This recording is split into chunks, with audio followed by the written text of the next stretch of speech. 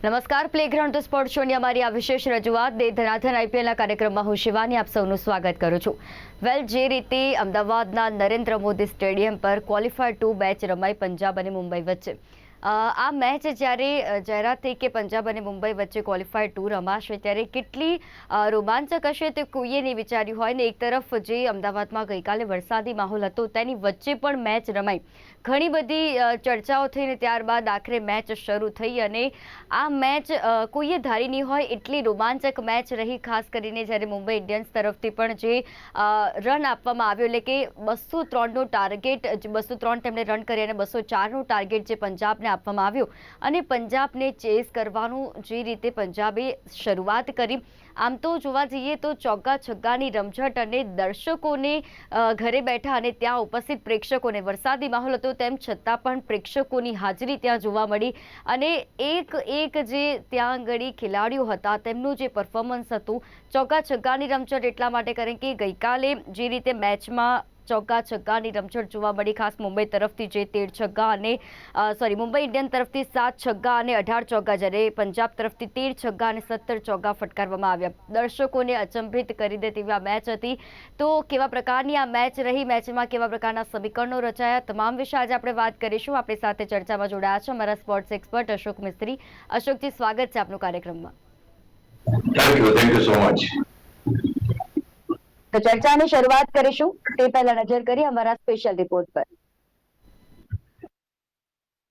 થયું બંને ટીમોના મહિલા માલિકોની મેદાન પર હાજરી વચ્ચે વરસાદના કારણે 2 કલાક મોડી શરૂ થયેલ પંજાબ કિંગ્સ અને મુંબઈ ઇન્ડિયન્સ વચ્ચેની ક્વોલિફાયર 2માં પંજાબ કિંગ્સે જાબાઝ અને આક્રમક બેટિંગ કરતી નરેન્દ્ર મોદી સ્ટેડિયમ પર તેમની માલિક પ્રીતિ ઝિન્ટાના ચહેરા પર ફિલ્મી સ્માઇલ અને આનંદ લાવી દીધો હતો.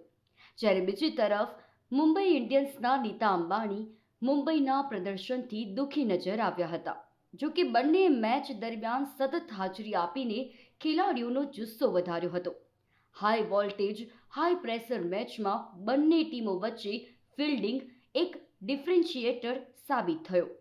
સૌથી મહત્વનું, હાર્દિક પંડ્યાની 10મી ઓવરમાં ડીપ ફાઇન લેગમાં ટ્રેન્ટ બોલ્ટે વાઢેરાનો પડતો મુકાયેલ કેચ નિર્ણાયક સાબિત થયો અને મેચ મુંબઈના હાથમાંથી નીકળી ગઈ.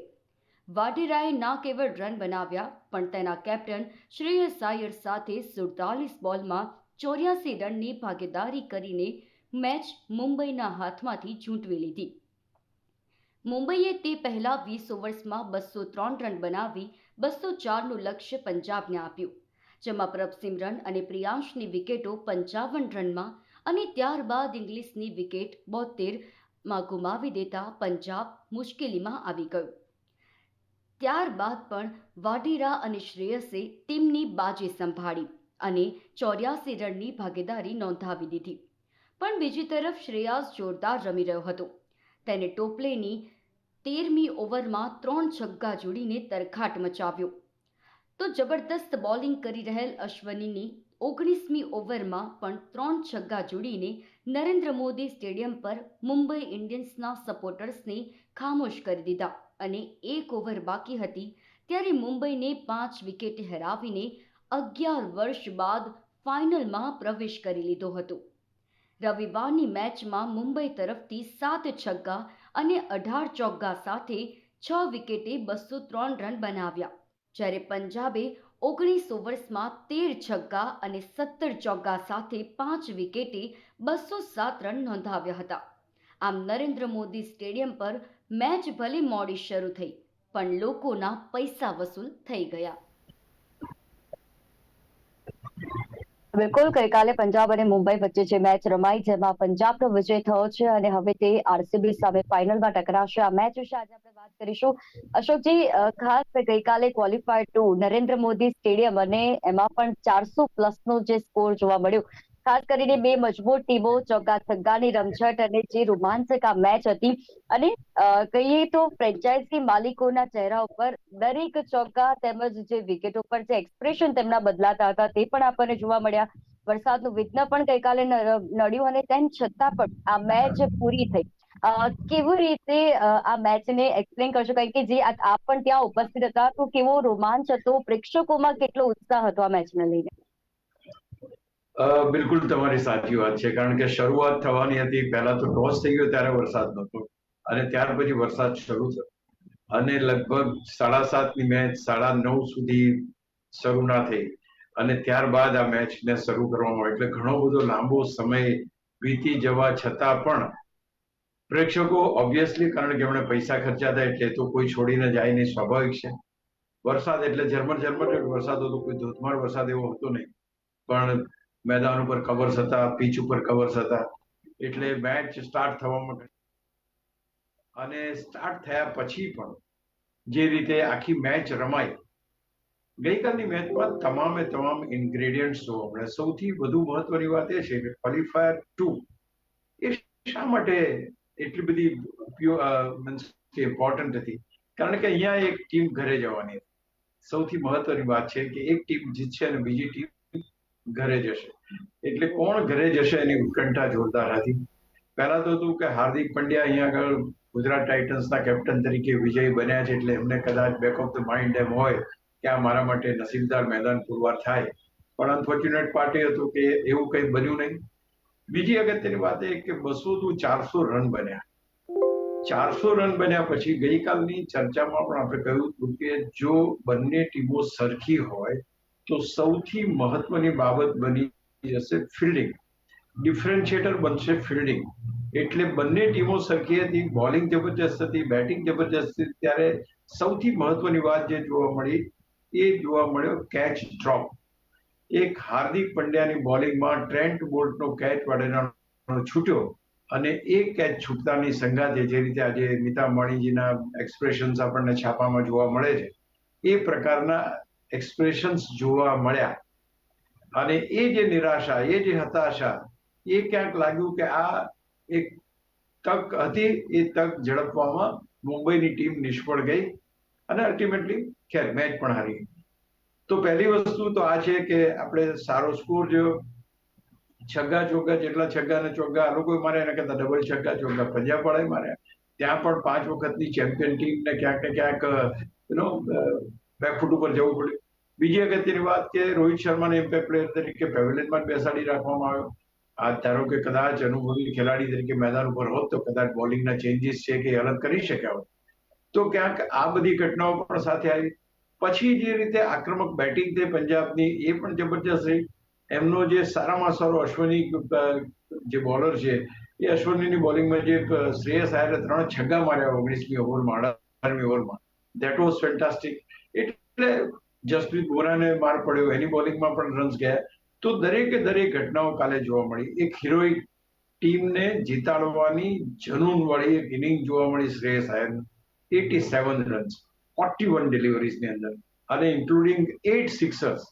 તમે વિચાર કરો કે કોઈ નરેન્દ્ર મોદી સ્ટેડિયમનો કોઈ ખૂણો એવો નહોતો કે જ્યાં શ્રેયસ આયરે શોટ ના માર્યો, સિક્સ ના માર્યો. તો ક્યાંક આટલી આક્રમક બેટિંગ જોવા મળી, ચોગ્ગા જોવા મળ્યા, છગ્ગા મળ્યા જોવા, 400 રનનો સ્કોર જોવા મળ્યો, વરસાદ પણ પડ્યો, એના લીધે મેચ પણ રોકાઈ. બધાને એમ હતું કે જો મેચની ઓવરો કપાશે તો ફરી પાછું કંઈક નવું થશે. એવું કંઈ જ ના થયું. આખી મેચ રમાઈ, આખી મેચમાં આવી જબરજસ્ત બેટિંગ જોવા મળી, કેચ ડ્રોપ થતા જોવા મળ્યા. તો આ બધા પરિપ્રેક્ષ્યમાં જો આપણે જોઈએ તો સમગ્ર મેચ એઝ એ પેકેજ જે લોકો આવ્યા હતા એમણે એન્જોય કરી. બની શકે કે મુંબઈ ટાઇટન્સને, મુંબઈ ઇન્ડિયન્સને જે સપોર્ટ કરનારા ખેલાડીઓ છે અથવા તો પ્રેક્ષકો જે હતા ગઈકાલે, નો ડાઉટ અબાઉટ ઇટ, પણ સાથે સાથે જે રીતે શ્રેયસ આયરે જે ઇનિંગ રમી છે, શ્રેયસ આયરે જે રીતે વાઢેરા સાથે 84 રનની જે પાર્ટનરશિપ બનાવી છે, ક્યાંક લોકોને એ જોવાની પણ મજા આવી. અને કઈ રીતે એક ખેલાડી આખી મેચને લઈ જઈ શકે છે એ પણ ગઈકાલે જોવા મળ્યું. તો બધા જ ઇન્ગ્રેડિયન્ટ એક સારી મેચના ગઈકાલે જોવા મળ્યા. કમોટ મેં ગુજરાત ટાઇટન્સ હતું ને એટલે એવું નથી કે ગુજરાતની ટીમ છે, ગુજરાત મારી ગઈ, બંને બહારની ટીમ હતી, એટલે એ કોઈ સવાલ હતો નહીં. તો હું માનું છું કે સારામાં સારી બેટિંગ જે જોવા મળી એ લોકોએ એન્જોય કરી અને સારી બેટિંગ એ માત્ર શ્રેયસ આયરે કરી. ડોમિનેટિંગ બેટિંગ જેને કહેવાય, ડોમિનેટિંગ બેટિંગ શ્રેયસ આયરે કરી છે. એને જેમ લાગ્યું એ પ્રમાણે એને ટોપલેની બોલિંગમાં 3 છગ્ગા ફટકારી દીધા, 3 બોલમાં 3 છગ્ગા. અશ્વિનીની જે વાત કરી એને પણ ઓવરમાં 18મી ઓવરમાં 3 છગ્ગા ચડાવી દીધા. તો જે આક્રમક બેટિંગ કહેવાય, એક જનૂન બસ એ ત્યાં એકલો જ છે એમ સમજીને જ શ્રેયસ આયરે આખી ઇનિંગ રમી છે. અને કેન યુ બિલીવ ઇટ કે આ ખેલાડીની સિદ્ધિઓ ઘણી બધી છે, તે છતાં ભારતીય ટીમમાં એને સિલેક્ટ કરવામાં આવ્યો નથી. એક કરુણતા કહી શકાય આપણી. ચલો લેટ સી, ક્યારેક ને ક્યારેક એને આપણે રમતો ચોક્કસ જોઈશું. પણ ગઈકાલે આખી મેચ એક પેકેજ, એન્ટરટેનમેન્ટ, ગ્લેમર હતું, કારણ કે આ બાજુ પ્રીતિ જિન્ટા હતા, આ બાજુ નીતા અંબાણીજી હતા. તો એવરીથિંગ વોઝ ગોઈંગ લાઈક એક ફિલ્મની સ્ટોરીની જેમ આખી મેચ કાલે જોવા મળી. એવરીબડી હતો. અને યુ વિલ નોટ બિલીવ, એક પણ વ્યક્તિ એવો નહોતો કે જેણે મેચ પૂરી થયા પહેલા મેદાન છોડ્યું હોય. મેચ પત્યા પછી પણ લોકો મેદાન છોડવા તૈયાર નહોતા. એ રીતનું પ્રેક્ષકોનું જનૂન પણ ગઈકાલે જોવા મળ્યું. જી. અને સૌ પ્રથમ મુંબઈની બેટિંગ આવી. રોહિત શર્માને તક મળી પણ તેનો કદાચ તે લાભ ના ઉઠાવી શક્યા, કારણ કે જે રીતે રોહિત શર્મા પણ જલ્દી આઉટ થઈ ગયા, ત્યારે કેવી રીતે બેટિંગ, કયા ખેલાડીઓએ ખાસ નિરાશ કર્યા? અને જ્યારે તિલક અને સૂર્યાની વાત કરીએ તો 42 બોલમાં 72 રનની ભાગીદારી, આ ભાગીદારી વિશે પણ શું કહેશો? બે ત્રણ વસ્તુ બની એમાં. તમે હંમેશા તમને આઉટ કરવા માટે કોઈ નામી ખેલાડી હોય તો જ તમે આઉટ થાય એવું નથી. નામી ખેલાડી ના હોય તો એ તમને આઉટ કરી શકે. વૈશકની બોલિંગમાં જે રીતે લોકો લાઇટલી રમ્યા, એમાં વિકેટો ગુમાવી. રોહિત શર્મા દર વખતે તો એ રન્સ બનાવે એવું બનવાનું નથી, અને ગઈકાલે તો ઇમ્પેક્ટ પ્લેયર તરીકે આવ્યા હતા એટલે વધારે સમય એને. બેસ્ટ્રો વોઝ પ્લેઇંગ વેરી વેલ. બેસ્ટ્રોએ જે રીતે એક આખો ચેન્જ લાવ્યો પરિસ્થિતિમાં, દેટ વોઝ વેરી ગુડ. એમની બેટિંગ જોવાની બહુ મજા આવી. 38 run. Tilak Varma, he was playing so well. એટલું સરસ રમી રહ્યા હતા, અને પણ જેમિસને એની વિકેટ લીધી, અને that was a turning point. ત્યાર પછી એમ લાગ્યું કે હવે આ ટીમ પાસે રન કરનારા ખેલાડીઓ. ત્યાર પછી ઓફકોર્સ એની થોડી જ ઓવરમાં સૂર્ય આઉટ થયા, એને 44 રન બનાવ્યા. ત્યાર પછી હાર્દિકે 15, નમન છેલ્લે બહુ સરસ રમ્યા, 18 બોલમાં 37 રન બનાવ્યા. અધરવાઇઝ એમણે 37 રન ના બનાવ્યો તો કદાચ સ્કોર આટલો ના પહોંચે. પણ હા, એક વસ્તુની વાત અહીંયા કરવી પડે કે એક તબક્કો હતો જ્યારે સૂર્યકુમાર અને તિલક વર્મા રમી રહ્યા. તો એ વખતે એનો એક ઇશારો આવ્યો ત્યાંથી કે ભાઈ જલ્દી ફાસ્ટ રમો. આ ઇશારો કરવાનો કોઈ, હું નથી માનતો કે કોઈ મતલબ હતો, કારણ કે એ પાર્ટનરશિપ બહુ સારી જઈ રહી. અને એ પાર્ટનરશિપ જ્યારે સૂર્ય અને તિલકની જે 72 રનની પાર્ટનરશિપ 42 બોલમાં બનીને, ત્યાં કંઈક હાર્દિક પંડ્યા ત્યાંથી બેસીને કંઈક ઇશારો કર્યો અને તરત જ સૂર્ય આઉટ થયા, અને એની પછી તરત જ બીજા ખેલાડી આઉટ થયા. બંને જામી ગયેલા ખેલાડી આમની આ એક્શન પછી આઉટ થયા, અને ત્યાર પછી જે 250 સ્કોરનો જે ટાર્ગેટ, એટલે 250 સ્કોર બને એવું લાગતું હતું, એ અટકી ગયો અને ખાલી 203 રનનો સ્કોર બન્યો, અને એ પણ એક હારનું કારણ બન્યું. આની પહેલા પણ તિલક વર્માને પાછો બોલાવી લેવામાં આવ્યો. ગઈકાલે એ પ્રમાણેની એ કરી કે તમે ફાસ્ટ રમો નહીં તો પાછા આવી જાઓ, અને એમાં ક્યાંક ને ક્યાંક આ વિકેટો પણ પડી અને સ્કોર પણ ઓછો થયો એમ કહી શકાય. બિલકુલ. અને હવે વાત કરીએ પંજાબની બેટિંગની. એક કેચ પણ કેટલો મહત્વનો પુરવાર થાય છે તે ગઈકાલે આપણે જોયું, કારણ કે 10મી હાર્દિક પંડ્યાની બોલિંગમાં ડીપ ફાઇન લેગમાં ટ્રેન્ટ બોલ્ટે જે વાઢેરાનો કેચ પડતો જે મૂક્યો, અને ખાસ કહેવાય કે આ એક મેચનો ટર્નિંગ પોઈન્ટ હતો. અને કારણ કે તેના અને જે રીતે શ્રેયસ અય્યરની 47 બોલમાં 84 રનની ભાગીદારી આ મેચનો ટર્નિંગ પોઈન્ટ કહી શકાય. બહુ સરસ તમે વાત કરી, કારણ કે આની પહેલાની મેચ તમે યાદ કરો તો રોહિત શર્માના 2 કેચ છૂટ્યા, અને એ જ રોહિત શર્માએ 80 રન મારીને ટીમને જીતાડી. ગઈકાલે વાઢેરાનું બહુ જ સિમ્પલ, કારણ કે એક વસ્તુ I agree with the situation. આ સિચ્યુએશનમાં જ્યારે કેપ્ટન હાર્દિક પંડ્યા પોતે બોલિંગ કરતો હોય, તે વખતે આ પ્રકારનો ઇઝી હાથમાં આવેલો કેચ તમે ડ્રોપ કરો તો I think it is a crime. અને ટ્રેન્ટ બોલ્ટ એમનો મહત્વનો ખેલાડી, પણ એણે જ કાલે આ કેચ ડ્રોપ કરીને આખી મેચ ગુમાવી દીધી હોય. ભલે આપણે બ્લેમ નથી કરતા, કોઈ પણ ખેલાડી હોઈ શકે, પણ કહેવાનો મતલબ એ છે કે if you drop the catches you may lose the matches. પહેલાના જમાનામાં, અમારા જમાનાની તો કહેવત એવી છે કે catches wins the matches. Catches પડતા કોઈ જીતવાનો કોઈ તમને હક નથી. અહીંયા આગળ એ જ પ્રકારની પરિસ્થિતિ થઈ. એમની જે પાર્ટનરશિપ હતી, that was a turning point. 84 રન્સની પાર્ટનરશિપ માત્ર 47 બોલમાં જ્યારે કરી, ત્યારે જે ફાસલો હતો રન અને રિક્વાયર્ડ રન રેટ અને રન રેટ જે બની રહ્યા તેનો, they have more or less clear those things એ જે ફાસલો હતો કે પર ઓવર આટલા રન બનાવવાના એ રિડ્યુસ એને એક નોર્મલ એક એવી જગ્યાએ લાવી દીધો કે ત્યાંથી તમે એને એ કરી શકો. તો ક્યાંક ને ક્યાંક વાઢેરા અને એની જે પાર્ટનરશિપ વોઝ ફેન્ટાસ્ટિક.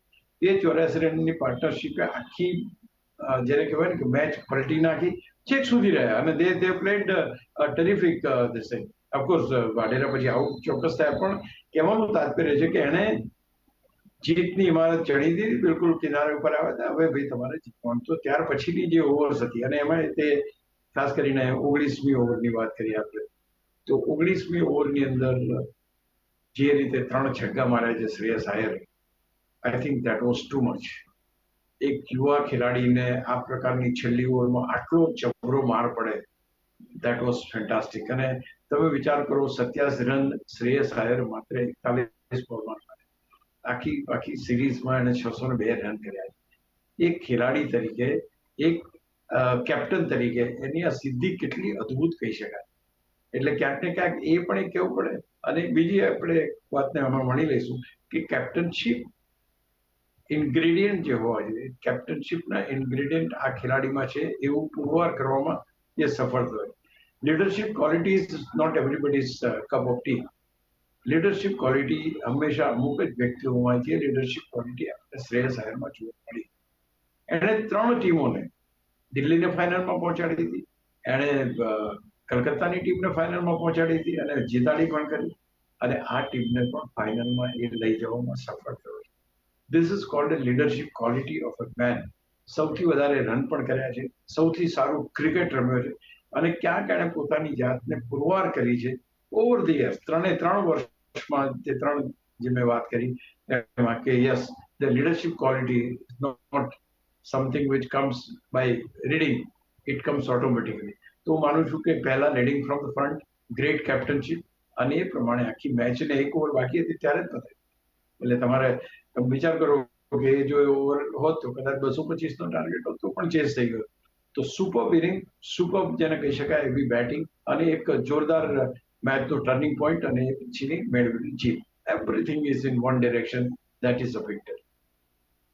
બિલકુલ અશોકજી, અને ખાસ શ્રેયસ અય્યરની જેમ આપણે વાત કરી કે એક કેપ્ટન તરીકે તે ખરા એવા પુરવાર થયા, ત્યારે પંજાબ કિંગ્સ શ્રેયસ અય્યરના કેપ્ટનશીપની નીચે 11 વર્ષ બાદ ફાઇનલમાં પ્રવેશી છે. આક્રમકતા વિશે શું કહેશો? કેવી રીતે આ વિષયની આક્રમકતા?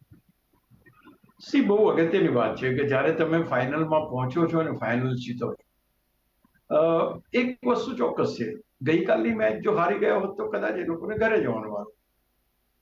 ફાઇનલ કદાચ હારે છે તો રનર્સઅપ ટીમ તરીકે એમને ટ્રોફી મળવાની છે, જીતે છે તો ચેમ્પિયન તરીકે જ મળવાની છે. કારણ કે એક વસ્તુ તો ચોક્કસ છે, બેમાંથી એક ટીમ જીતવાની છે. અચ્છા, બીજું કે બંને લીડરશિપ કોન્ફ્લિક્ટથી પીડાય છે. એટલે leadership conflict in the sense કે વિરાટ કોહલીએ જે રીતે મેચ જીતીને સેલિબ્રેશન કર્યું હતું, એ સેલિબ્રેશન શ્રેયસ આયરને ગમ્યું નહોતું, અને એમણે એમ કહ્યું હતું સોશિયલ મીડિયા ઉપર કે ભાઈ આવી એક મેચ જીતવાથી આવું સેલિબ્રેશન કરે છે, તમારી લાઈફમાં તમે કોઈ ટ્રોફી જીતીને સેલિબ્રેશન કર્યું છે? તો આ બહુ એક વેધક કોમેન્ટ એ શ્રેયસ આયરે વિરાટ કોહલીને આપી છે, અને એનો જવાબ કાલે કોણ કેવો આપે છે એ જોવાનું બહુ અગત્યનું રહેશે. કારણ એવું છે કે આજે તમે ટસલમાં કંઈ પણ બોલો છો, પણ એના જે પ્રત્યાઘાતો છે એ પ્રત્યાઘાતો બદલાથી, એ પ્રકારની બેટિંગથી, એ પ્રકારની બોલિંગથી, આને આજે બતાવી દેવું છે, આને આજે પાડી દેવો છે, એ પ્રકારનો એટીટ્યુડ, એ ગરમાગરમી જે હોવી જોઈએ, એ ગરમાગરમી જોવા મળી. ઘણા 2-3 દિવસ પહેલા રિપોર્ટ હતું કે હાર્દિક પંડ્યા અને શુભમન ગિલે એકબીજાની સાથે હાથ ના મિલાવ્યા. શુભમન ગિલે ના મિલાવ્યા, ટુ બી વેરી પ્રિસાઇઝ. તો આ એક કેપ્ટન બન્યા પછી પહેલી વાર હાર્દિક પંડ્યાને મળે છે અને એ હાથ નથી મિલાવતા, તો એક પ્રકારની એક શું ખારાશ આવી જાય સંબંધની અંદર કે યાર આટલું આમાં શું હતું એમ. અને ઘણી બધી સોશિયલ મીડિયા ઉપર ટ્રોલ બી થયો, અને ઘણી બધી પછી તેને પેલું એવું શું કે એને ક્લેરિફિકેશન કે ના ના એવું કશું હતું નહીં કરીને, બટ લોકોના મનની અંદર આ વાત બેસી જાય. એટલે અહીં આગળ કાલની જે મેચ છે ને, એ બંને કેપ્ટન વચ્ચે થયેલી જીવાજોડી, અને બંને કેપ્ટન વિરાટ કોહલીને આપણે એટલે ગણીએ છીએ કે he was a captain once upon a time, ઘણા બધા વર્ષો રહ્યા છે. તો એને જે મેણું માર્યું કે તું કેપ્ટન હતો ત્યારે તો કંઈ કરી શક્યો નથી. તો કાલની એ મેચ એક વધારે આક્રમક વધારે થોડી કટ્ટર કંઈક બતાવી દેવું છે. શ્રેયસ આયરને એમ હશે કે હું વિરાટ કોહલીને બતાવી દઉં, વિરાટ કોહલીને એમ હશે કાલની મેચ તો કોઈ પણ હિસાબે આપણે જીતીશું. તો તમે જુઓ આ જે કહે ને કે ફિલ્મ આવવાની હોય પહેલા નહીં, કોન્ટ્રાવર્સી ઊભી કરીને જેને પ્રસિદ્ધિ મળે એના જેવું છે. આ કોન્ટ્રાવર્સીથી ભલે આને પ્રસિદ્ધિ જોઈતી નહોતી, કારણ કે કોઈને ખબર નહોતી કે આ ટીમો ફાઇનલમાં આવશે, પણ નાઉ દેટ દે હેવ કમ, એ કોન્ટ્રાવર્સીને આજે વધારે ચર્ચા થઈ રહી. જોરદાર મેચ થશે અને હું માનું છું કે એક ભવ્ય જેને કહેવાય, આમે આની પહેલા નરેન્દ્ર મોદી સ્ટેડિયમ પર તો ફાઇનલ રમાઈ છે, પણ આ ફાઇનલ કંઈક અલગ હશે, કારણ કે એક દેશભક્તિને પણ એની સાથે ભણવાના છે. એ બધી વાતો ચાલી રહી છે અને પ્રેક્ષકો જબરજસ્ત, આપણે ન્યૂઝપેપર અને બધી જગ્યાએ પણ સાંભળી રહ્યા છે કે ટિકિટો બ્લેકમાં વેચાય છે, ટિકિટોનું આમ થાય. તો કહેવાનો મતલબ કે લોકોને સ્ટેડિયમ સુધી પહોંચવું છે, પણ સમય, સંજોગો, વરસાદ અને મોંઘી ટિકિટો એમને ગ્રાઉન્ડ સુધી લઈ જાય છે કે ખબર નથી, પણ ટેલિવિઝન સાઇટ ઉપર તે લોકો ચોક્કસ મેચ નિહાળીને એક જબરજસ્ત પ્રસંગની અંદર એ લોકો ઇન્વોલ્વ થાય એવું તો ચોક્કસ જણાશે. જી.